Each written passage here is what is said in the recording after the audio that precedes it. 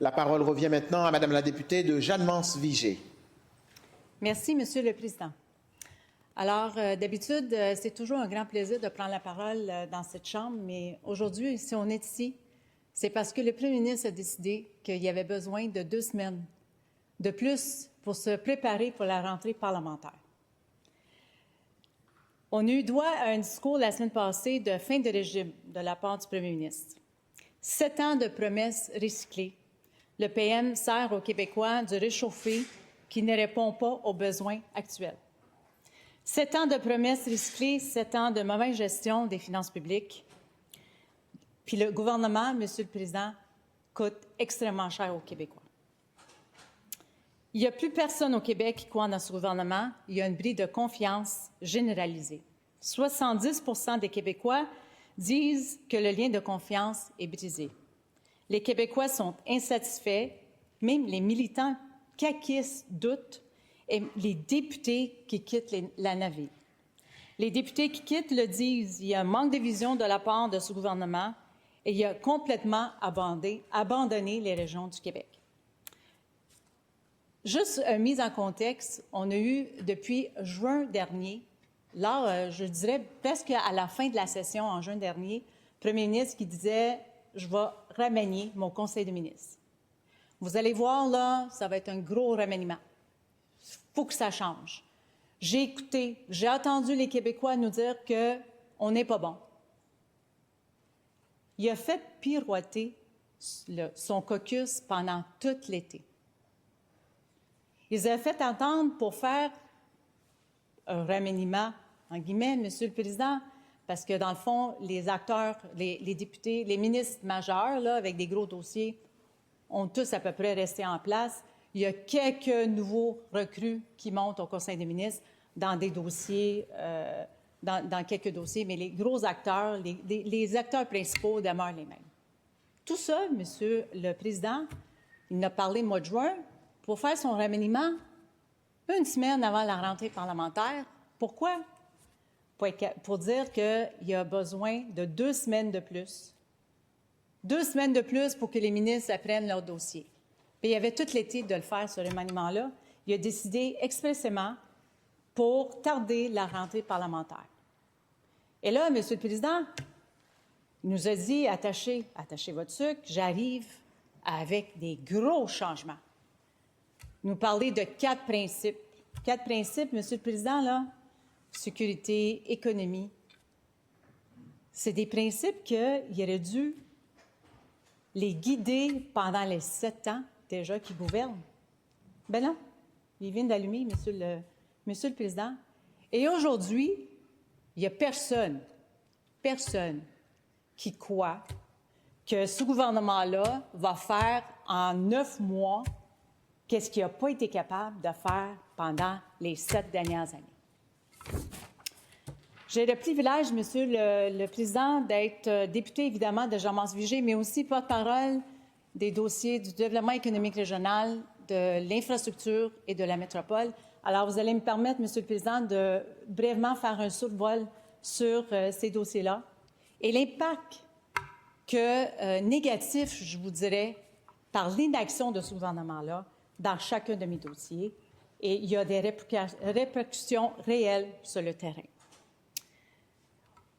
Alors, on a un nouveau ministre, Monsieur le Président, et je prends l'occasion de le féliciter. On a, pour sa nomination, ministre délégué à l'économie et aux PME.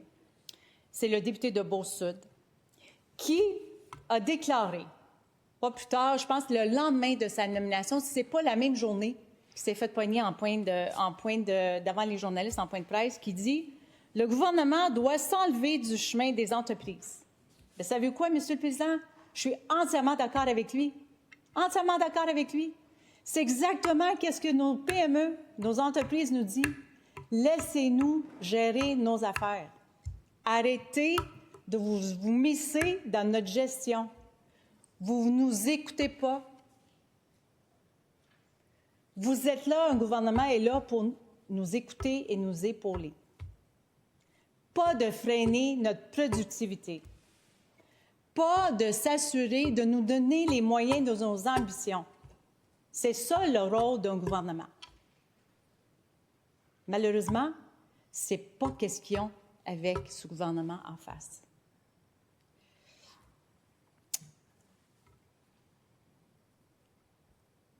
Le nouveau ministre prétend que, lui aussi, il va faire la tournée du Québec. Il va écouter les PME.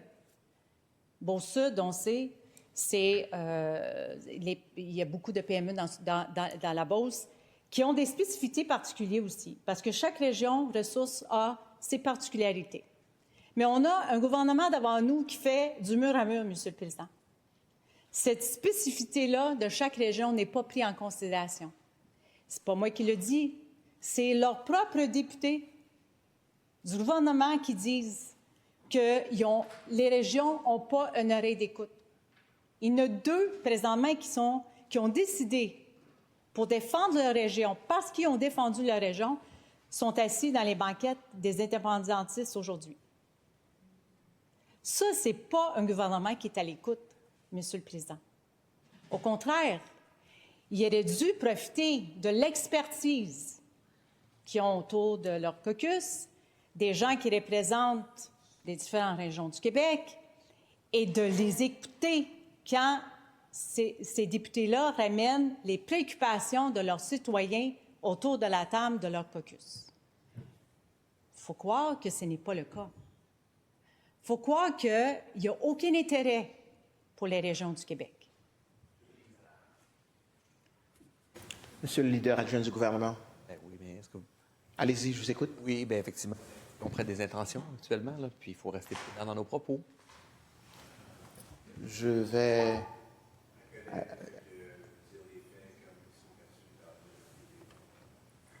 Alors, je vais demander à Madame la députée de Jalmance-Vigée de poursuivre son intervention. Évidemment, les interventions sont faites de manière respectueuse et polie. Et je demanderai à Madame la députée de poursuivre son intervention. Merci, Monsieur le Président. Dans le fond, je relate qu'est-ce que non seulement les Québécois en pensent, les PME, les dirigeants des PME qui nous le disent et le disent haut et fort, mais aussi leurs propres députés qui le disent. Alors, ça ne vient pas de moi, Monsieur le Président. Alors, permettez-moi de vous faire un bref survol des ratés économiques de ce gouvernement. Le fardeau réglementaire et administratif au Québec coûte 10,9 milliards de dollars pour l'année 2024, au lieu de diminuer le fardeau fiscal, que tout le monde dit qu'on doit le faire. Avec la CAQ, ça a explosé. Quand le ministre se pète les bretelles pour dire qu'il a allégé le fardeau réglementaire, c'est 200 millions seulement sur 2 milliards. Les entreprises en région ont été privées de blocs d'énergie parce que la CAQ a mis tout son capital politique et économique sur des grandes entreprises comme Northvolt. Dieu sait, là, c'est pas parce qu'on n'a pas posé des questions en Chambre puis qu'on n'a pas demandé à la ministre de l'Économie de libérer des blocs d'énergie pour nos PME qui n'avaient besoin, qui disaient que leur productivité en dépendait. Mais ça veut quoi, Monsieur le Président? C'était un fin à non-recevoir. Là, aujourd'hui, que Northvolt a fait faillite, que ça ne marche plus, là, sont peut-être ouverts à la possibilité de. Imaginez, ils ne sont même pas encore sûrs d'être capables de donner ces blocs d'énergie-là à des PME québécois qui, je vous répète, qui n'ont besoin pour leur productivité. Les PME dans toutes les régions du Québec attendent toujours leur part parce qu'ils passent toujours en deuxième avec la CAQ. D'ici 2030, on anticipe près de 50 000 transferts d'entreprises. Pourtant, 60 des PME n'ont pas de plan de relève et le gouvernement s'en occupe pas. Nos PME, partout à travers le Québec, Monsieur le Président, nous demandent.